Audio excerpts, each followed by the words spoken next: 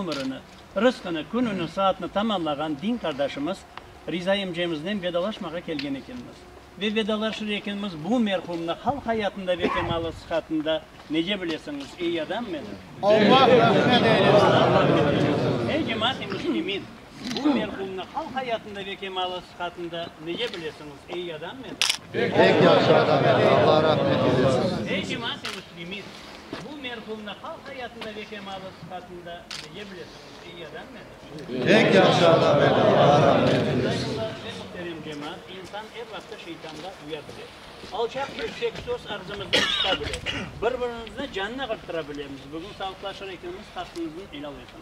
Helal olsun. Burada el alıysın. Helal olsun. Ahiret hakkı el alıysın. Helal olsun. Bergen el aldığınıza El Fatiha. Allahümme salli ala seyyidina Muhammed. Bismillahirrahmanirrahim.